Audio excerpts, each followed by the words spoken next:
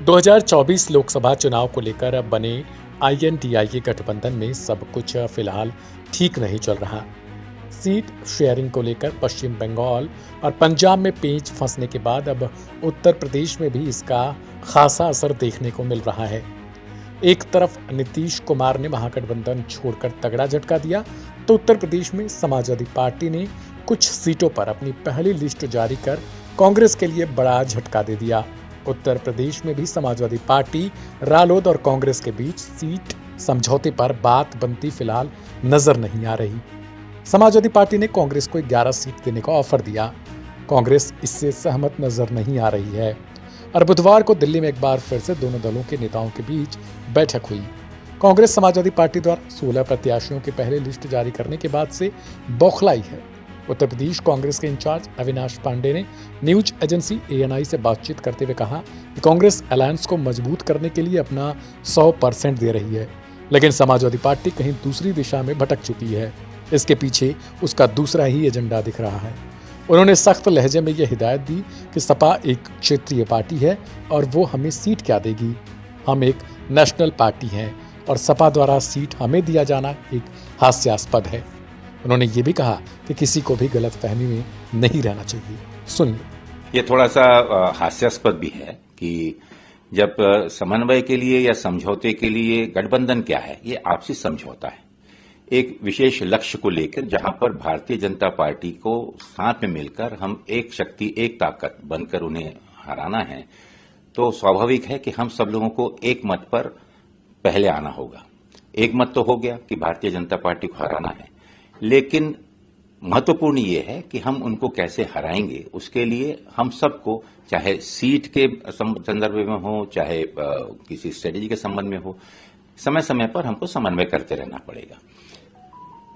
कांग्रेस ये नहीं बोल सकती कि हमने इतनी सीटें समाजवादी को दी, या समाजवादी अगर ये बोले, ये भी हास्यास्पद कि समाजवादी ने कांग्रेस को सीट दी। एक राष्ट्रीय पार्टी उनके साथ में समझौता अगर कर रही है, हमारी अपनी एक पहचान है, एक यहाँ पर एक बेस है, काफी मजबूत जड़ें हैं संगठन स्तर पर। आज भले ही कोई इसको अगर कम आके, लेकिन मैं समझता हूं कि ये गलतफहमी में ना रहें। कांग्रेस मजबूत हमेशा से रही है, कभी उसमें शिथिलता आई होगी, लेकिन आने वाले दिनों में आप खुद देखेंगे कि एक बहुत बड़ी ताकत के रूप में। रही बात कि अगर समाजवादी पार्टी या अन्य पार्टी बोले कि उनने कांग्रेस को इतनी सीट दी, तो मैं समझता हूं कि इसके बारे में मैं क्या कमेंट करूं। ये अपने आप में एक हास्यास्पद चीजें हैं। हालांकि इसको लेकर जब अखिलेश यादव से सवाल किया गया तो अखिलेश ने इस बात पर बोलने से ही साफ इनकार कर दिया। समाजवादी पार्टी प्रमुख अखिलेश यादव ने कहा कि इसको लेकर वो कोई बात करना ही नहीं चाहते और अलायंस होगा। अखिलेश ने कहा कि 100% गठबंधन हमारा रहेगा और मजबूती के साथ खड़े हैं बीजेपी को हराने के लिए। हाल ही में जो चंडीगढ़ का चुनाव हमने और आपने देखा, और आज के समय पर कोई चीज छिपती नहीं है। वो बाकायदा वीडियो वायरल है, पीछे रख लेना, जिसमें आरोप ये लगा है कि वोट उनके सामने जो डाले गए थे, उन वोटों को खराब करने का काम भी अधिकारियों ने किया। हमने आपने उत्तर प्रदेश का चुनाव देखा था, किस तरीके से बेईमानी भारतीय जनता पार्टी ने की।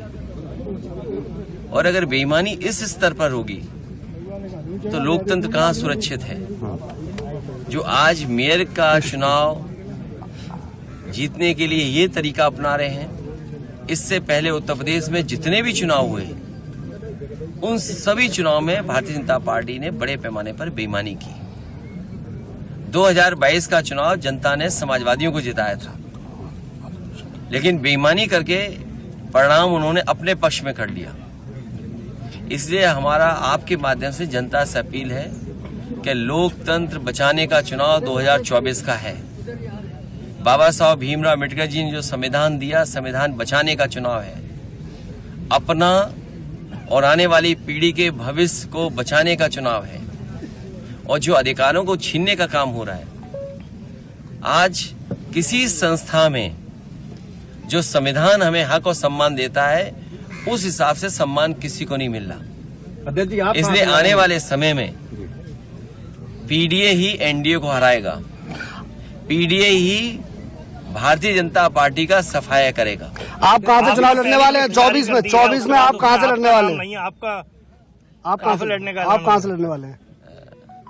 आने वाले समय में वो भी पता लग जाएगा। लोग कह रहे हैं चाचा का भी टिकट बंटवाने में कहीं भी जो चुनाव लड़ने वाले हैं, आप लंबी सूची देखेंगे, सब लड़ रहे होंगे। सर, फरीदाबाद और खीरी की सीट को लेकर कांग्रेस विरोध कर रही है।